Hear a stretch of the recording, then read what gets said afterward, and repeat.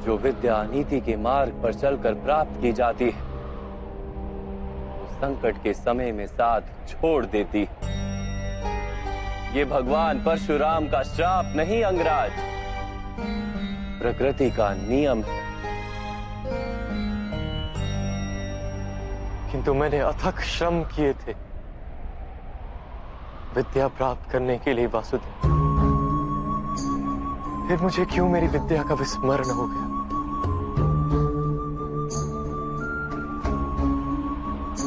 विद्या प्राप्त करने का प्रयत्न आपने क्यों किया था अंगराज? क्या विद्या का महत्व जाना था आपने? क्या विद्या प्राप्त करके समाज को लाभ देने की इच्छा थी आपके हृदय में? या केवल अपने अपमान का प्रतिशोध लेने हेतु आपने विद्या प्राप्त की? वास्तव में विद्या प्राप्त करने हेतु श्रम की तो आवश्यकता ही नहीं होती, केवल एकाग्रता और समर्पण पर्याप्त है।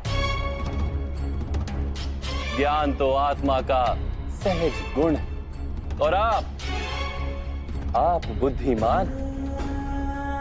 आप ही बताइए, विद्या ग्रहण करते समय मन एकाग्र क्यों नहीं रहता?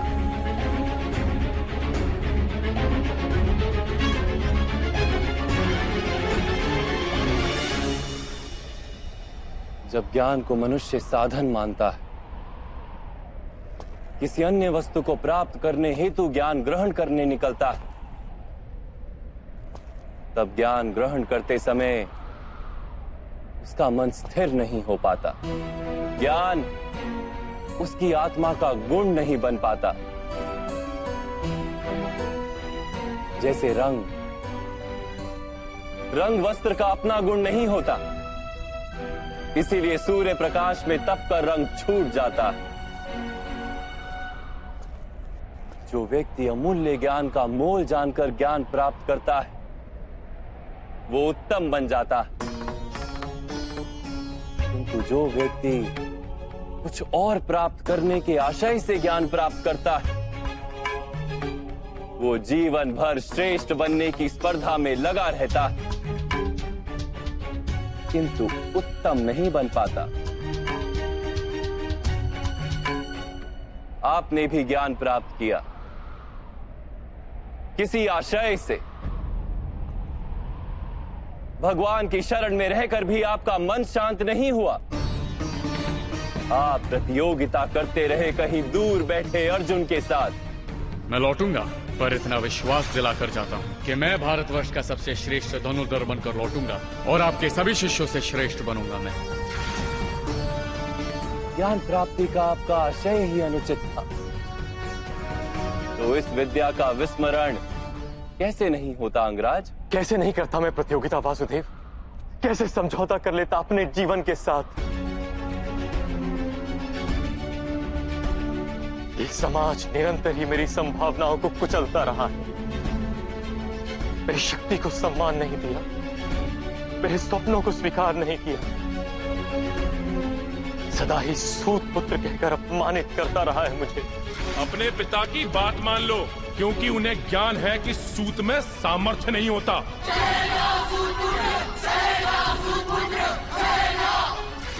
ईश्वर की दी हुई संभावना मनुष्य का अधिकार है वासुदेव, और यह समाज किसी को उसके अधिकार से किस प्रकार वंचित कर सकता है? अवश्य ही ये घोर अपराध है राधे। जाति पाति का भेद करना और इन मिथ्या भेदों के आधार पर किसी मनुष्य को या समाज के किसी भाग को अधिकार से, अवसर से, संपत्ति से या सम्मान से वंचित रखना मानवता के विरुद्ध है। तो फिर मेरा क्या दोष है वासुदेव? यदि मेरे मन में असंतोष जन्मा, यदि मैंने प्रतियोगिता की, यदि मैंने बलपूर्वक अपना अधिकार प्राप्त करने का प्रयत्न किया, तो मेरा क्या दोष है वासुदेव? एक समय था अंगराज, जब पृथ्वीर के पुत्र कार्तवीर अर्जुन नाम के एक क्षत्रिय राजा ने महर्षि जमदग्नि की हत्या कर दी। महर्षि के पुत्र ने क्या किया जानते हैं आप?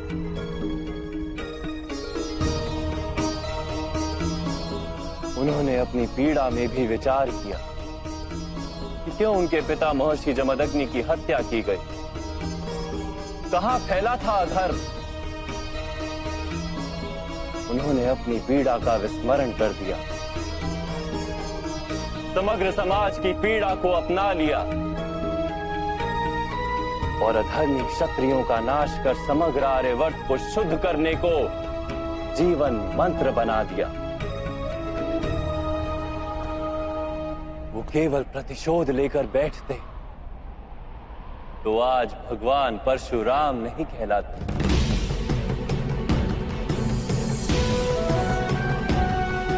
राधे, आपको जो दुख और अपमान मिले वो वास्तविक थे, किंतु आप उन्हें अवसर बना लेते तो समाज का उद्धार होता और आपका कल्याण होता। आप जैसे शक्तिमान मनुष्य का आधार यदि अन्य शोषित और पीड़ित लोगों को मिल जाता तो कितने जीवन सुख से भर जाते। आपके पास संभावना भी थी, सामर्थ्य भी था और उस पीड़ा का अनुभव भी था, किंतु आपने अपना जीवन उन्हें समर्पित नहीं किया।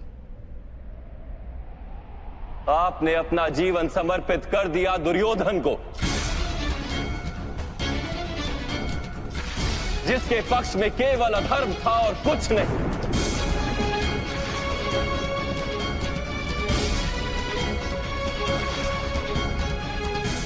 अब देखिए अपनी स्थिति,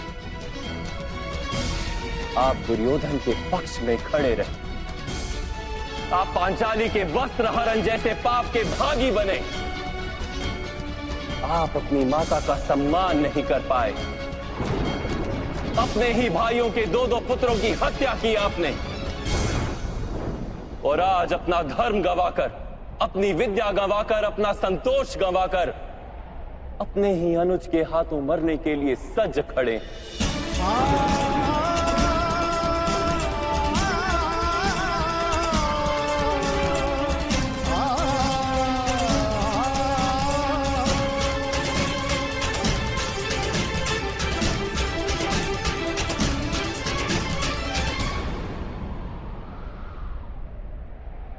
आप यथार्थ कह रहे हैं वासुदेव।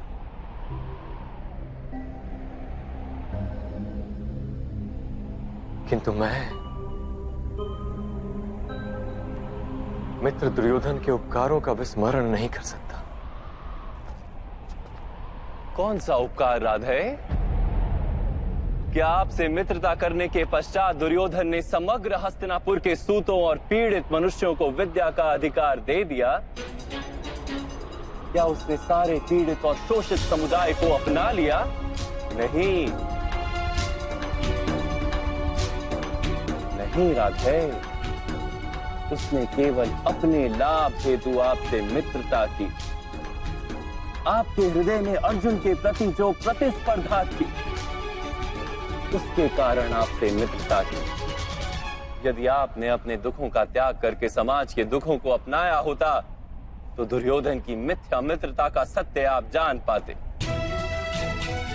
यदि दुर्योधन के हृदय में उपकार की भावना होती तो आप उसके माध्यम से संसार के पीड़ितों को लाभ करवा पाते। वास्तव में उसे सारे अधर्मों और अपराधों से मुक्त करवा पाते, किंतु आपने सत्य जाना ही नहीं। आप पर किए गए उपकारों का वास्तव में कोई मूल्य ही नहीं था। मैंने जीवन भर पीड़ितों और वंचितों को दान दिया है वासुदेव। अपनी संपत्ति में से अपने पास कुछ भी नहीं रखा। धनदान का वास्तविक लाभ दानी को होता है, दान प्राप्त करने वाले को नहीं। आपने यदि अपने सामर्थ्य का उपयोग अपने जैसे पीड़ितों को स्वतंत्रता दिलाने के लिए किया होता तो सबको लाभ होता राधे।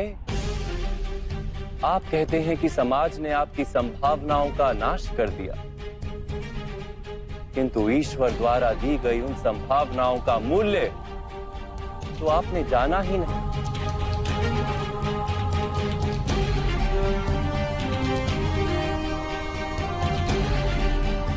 एक सत्य जान लीजिए, जो व्यक्ति समाज के लिए जीता है उसे स्वयं भी लाभ होता है, किंतु जो व्यक्ति केवल अपने लिए जीता है वो स्वयं को और समाज को दोनों को हानि पहुंचाता है। कुरुक्षेत्र में आज जो विध्वंस हो रहा है उसका कारण ना दुर्योधन है और ना ही मामा श्री शकुनी। ये पाप 3 महारथियों का है, महामहिम भीष्म, गुरु द्रोण और आप राधे।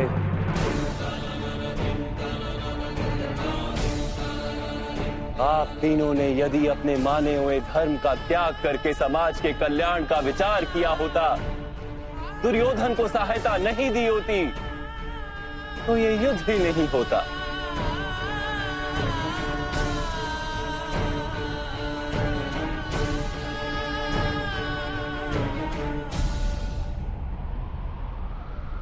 आप उचित कह रहे हैं वासुदेव।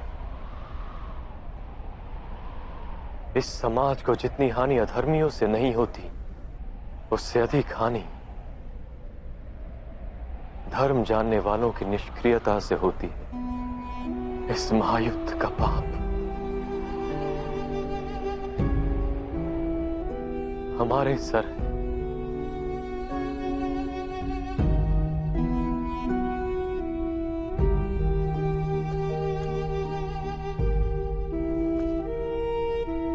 अब समय है राधे, अपने दुखों को भूल जाइए, अपने अधर्म का त्याग कीजिए और अपनी मृत्यु को स्वीकार कर लीजिए।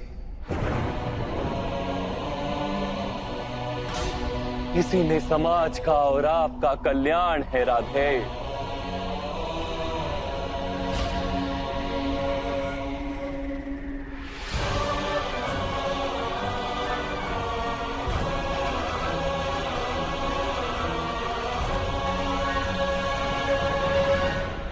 मैं आपका आदेश स्वीकार करता हूं वासुदेव, मृत्यु का भी स्वीकार करता हूं।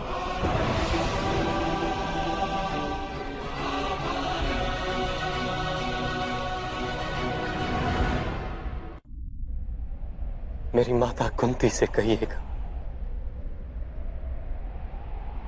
कि वो मुझे क्षमा कर दे, और पांचाली से कहिएगा मैंने अपना रक्त बहाया है, उसके अपमान के लांछन को धोने के लिए। बस एक प्रश्न है वासुदेव, क्या मेरे सामर्थ्य का परिचय कभी भी नहीं हो पाएगा?